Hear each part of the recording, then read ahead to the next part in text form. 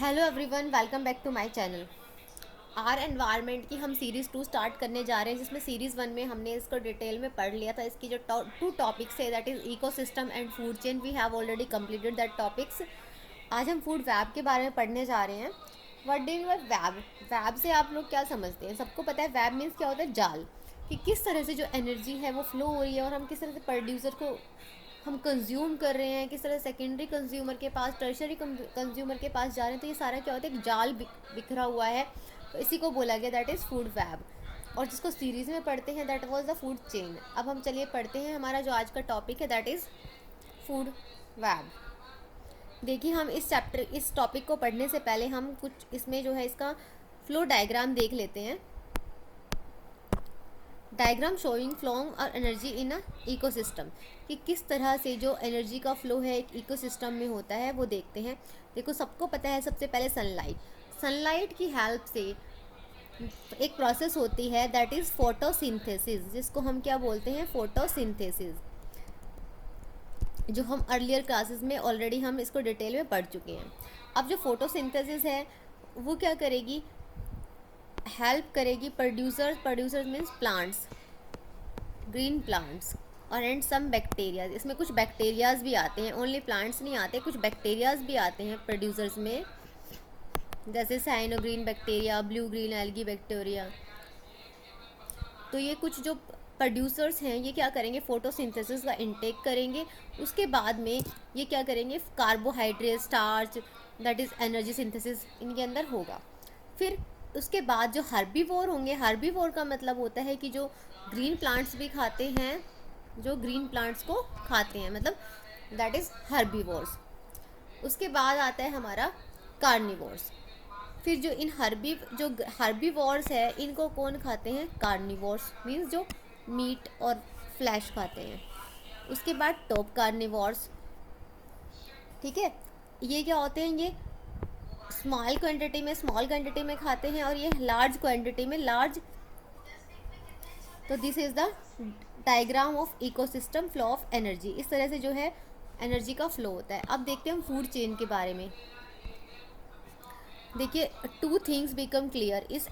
इस डायग्राम से दो चीज़ हमें क्लियर होती है। Firstly, the flow of energy is unidirectional, कि जो एनर्जी का फ्लो है वो यूनिडायरेक्शनल है। हमारा क्वेश्चन आएगा कि फ्लो ऑफ एनर्जी इज बाई डायरेक्शनल और यूनिडायरेक्शनल, तो our answer will be unidirectional, कि ये एक ही डायरेक्शन में जा रहा है। The energy that is captured by the autotrophs does not revert back to the solar input and the energy which passes to the herbivore does not come back to autotrophs. देखिए, हम इसको यहाँ से समझते हैं कि आप देख रहे हो कि जो एरो है सनलाइट से कहाँ जा रहा है, ऊपर प्रोड्यूसर्स की तरफ, प्रोड्यूसर से हर्बीवोरस की तरफ, फिर कार्निवोर, फिर top carnivores.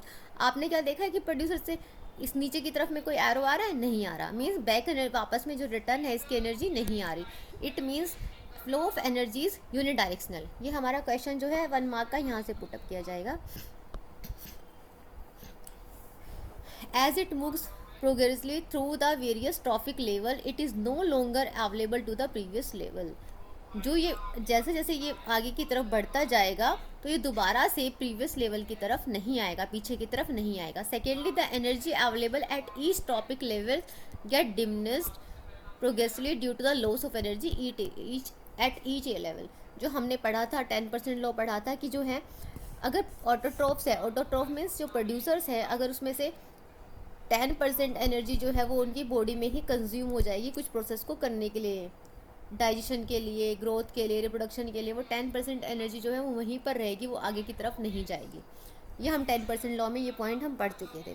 Another interesting aspect of food chain is how unknowingly some harmful chemicals enter our bodies through the food chain.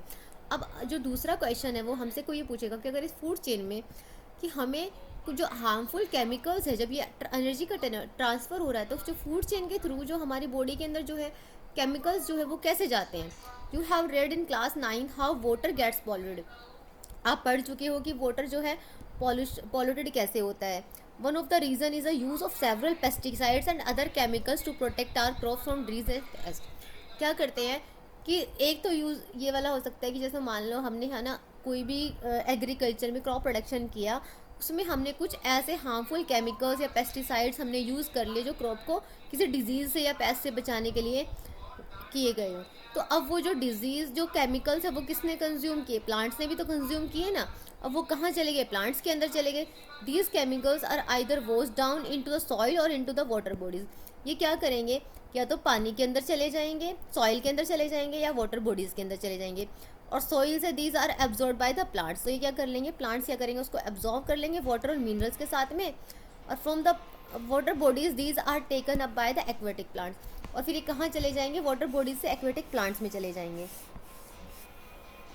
और एनिमल्स में। तो एक एक वे ये होता है कि हमारी बॉडी के अंदर फूड चेन से जो केमिकल्स है वो ऐसे आ सकते हैं, और जो केमिकल्स है वो डिग्रेडेबल नहीं होते, वो ट्रांसफ़र होते हैं एक जगह से दूसरी जगह पर। हर एक ट्रॉपिक लेवल पर वो जाते हैं, उनकी बॉडी जो है उनको कंज्यूम नहीं करती, वो ट्रांसफ़र करती है। As human beings occupy the top level in the any food chain. जो ह्यूमन बींग है अगर उसको फूड चेन में हम टॉप लेवल पर रखेंगे तो सबसे ज़्यादा मैक्सिमम कंसंट्रेशन जो है केमिकल की वो कहाँ होगी, वो हमारी बॉडी के अंदर होगी। क्यों, क्योंकि देखो प्रोड्यूसर्स के पास में कुछ केमिकल्स थे, फिर उसके बाद कंज्यूमर्स ने लिए, तो इस तरह से क्या होगा, जो ट्रांसफ़र ऑफ ह्यूमन बींग्स के अंदर क्या होगा, मैक्सिमम अमाउंट में केमिकल्स का ट्रांसफ़र हो जाएगा। This phenomena is known as biomagnification. तो आपसे एक टर्म पूछी जाएगी, what do you mean by biomagnification. तो हम क्या करेंगे, जहाँ पर जो है मैक्सिमम कंसंट्रेशन होगा किसका, केमिकल्स का, जिस बॉडी के अंदर मैक्सिमम कंसंट्रेशन होता है केमिकल्स का, that is known as biological magnification. उसको हम बायोलॉजिकल मैग्निफिकेशन कहते हैं। This is the reason why our food grain such as wheat and rice, vegetables and fruits and even meat contain varying amount of pesticides residues. They cannot always be removed by washing or other means. इसी वजह से जो हम खाना ये grains खाते हैं, तो जो ये ग्रेन्स है अगर हम कितना भी इनको साफ़ कर ले तो कुछ जो केमिकल्स है वो इनके अंदर कंज्यूम रहते ही रहते हैं, और वो कहाँ चले जाते हैं, वो हमारी बॉडी के अंदर चले जाते हैं, ट्रांसफ़र कर दिए जाते हैं।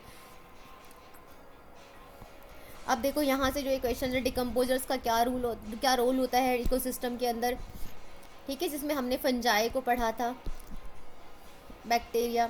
ट्रॉफिक लेवल है, ट्रॉफिक लेवल्स के बारे में, जिसमें हमने फूड चेन और इनकी स्टेट्स के कौन कौन से लेवल्स होते हैं, तो ये सारे हम इसमें हम आंसर दे सकते हैं। नेक्स्ट टॉपिक है हमारा, how do our activities affect the environment. जो हमारी एक्टिविटीज़ है, जो हम काम करते हैं, वो किस तरह से एनवायरनमेंट को इफ़ेक्ट करता है। जो हम हैं वो एक इंटीग्रल पार्ट होते हैं एनवायरनमेंट का। जैसे जैसे एनवायरनमेंट चेंज होगा वैसे वैसे एक्टिविटीज़ भी हैं वो भी हमारे एनवायरनमेंट के अकॉर्डिंग जो है हम चेंज करते रहते हैं। हमने क्लास 9th में अपनी एक्टिविटीज़ के बारे में पढ़ा था कि हम किस तरह से एनवायरनमेंट को पॉल्यूट कर रहे हैं। इस चैप्टर में हम एनवायरमेंटल के बारे में जो प्रॉब्लम्स है उनके बारे में डिस्कस करेंगे। That is first problem is ozone layer depletion and second is water disposal. हम पढ़ते हैं पहले ओजोन लेयर के बारे में। सबसे पहले हमसे इसका फॉर्मूला पूछा जाएगा ओजोन का। O3 is an molecule formed by 3 atoms of oxygen. Ozone जो है कितने एटम से मिलकर बन गए, ऑक्सीजन के 3 एटम से मिलकर बनी है। While O2 which we normally refer as oxygen, O2 को हम क्या बोलते हैं, ऑक्सीजन बोलते हैं, और ये असेंशियल होती है एरोबिक फॉर्म्स के लिए। एरोबिक मतलब in the presence of oxygen, जिसमें हम क्या कर सकते हैं, इसकी वजह से क्या करते हैं, हम सर्वाइव रहते हैं, लाइफ हमारी। Ozone is a deadly poison, ozone का है एक डेडली पॉइजन है।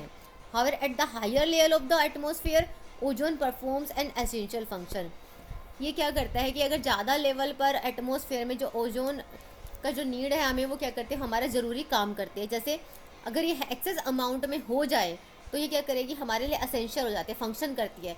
ये क्या करती है, शील्ड करती है, हमें बचाती है surface of the earth from the ultra violet rays from the sun. ये सन की से जो अल्ट्रा वायलेट रेज आती है, जो हमारे लिए क्या होती है, हमारी स्किन के लिए स्किन कैंसर्स लेकर आते हैं, तो इन रेज से क्या करती है, प्रोटेक्ट करती है और अर्थ को बचाती है, एक शील्ड का काम करती है, कवच का काम करती है। This radiation is highly damaging to the organisms, क्योंकि जो यूवी रेज है वो डैमेज कर देती है ऑर्गेनिज्म को। For example it cause skin cancer in human being के अंदर क्या हो जाती है, स्किन कैंसर भी कर देती है। Ozone at the higher level of the atmosphere is a product of UV radiation acting on oxygen molecule. The higher energy ultraviolet radiation split apart some molecules O2 into free oxygen atom। अब देखो oxygen है, oxygen को क्या मिला, UV rays मिली, तो ये क्या करेगा, स्प्लिट कर देगा इन दोनों O प्लस O को, और फिर जब ये O और O है, O2 और O से क्या बन जाती है, ओजोन बन जाती है। ये हमारा जो है स्प्लिट और कॉम्बिनेशन रिएक्शन है, जिसको हम डिकम्पोजिशन और कॉम्बिनेशन रिएक्शंस बोलते हैं। The amount of ozone in the atmosphere begin to drop sharply in the 1980s। 1980s से क्या हुई, इसकी जो है ड्रॉप होनी शुरू हो गई। This decrease has been link to the synthetic chemicals like chlorofluorocarbons which are used as refrigerators and in fire extinguishers. क्योंकि जो है क्लोरोफ्लोरोकार्बन्स है, जो सिंथेटिक केमिकल्स होते हैं, इसको बोलते हैं फ्रिज के अंदर पाए जाते हैं, क्लोरोफ्लोरोकार्बन्स है, और फायर एक्सटिंग्विशर्स में यूज़ होते हैं। इनकी वजह से क्या हो गया, डिक्रीज़ होने शुरू हो गए। In 1987 United National Environment Programme UNEP जो है एक प्रोग्राम रखा गया जिसमें एग्रीमेंट किया गया to freeze CFC production at 1986 levels. ठीक है, 1986 में। It is now mandatory for all the manufacturing companies to make CFC free refrigerator throughout the world। तो ये कहा गया कि जो क्लोरोफ्लोरोकार्बन्स है वो क्या कर रहे हैं, हमारे ओजोन को कम कर रहे हैं। अगर ओजोन को ख़त्म कर देंगे तो उसके बाद में क्या हो जाएगा, ओजोन डिप्लीशन कम हो जाएगा, तो हमारे जो जितनी भी UV रेज है वो कहाँ आ जाएगी, हमारे अर्थ पर आ जाएगी, तो हमें डिजीज़ होनी शुरू हो जाएगी। तो इसलिए जो है कंपनीज़ को बोला गया है कि मैन्युफैक्चरिंग कंपनीज़ जो है फ्रिज की, उनको बोला गया है कि आप क्या करो, क्लोरोफ्लोरोकार्बन फ्री प्रोडक्ट बनाना शुरू करो। तो अब हमने यहाँ पे ओजोन के बारे में पढ़ा है। अब नेक्स्ट क्लास में हम नेक्स्ट टॉपिक पढ़ते हैं।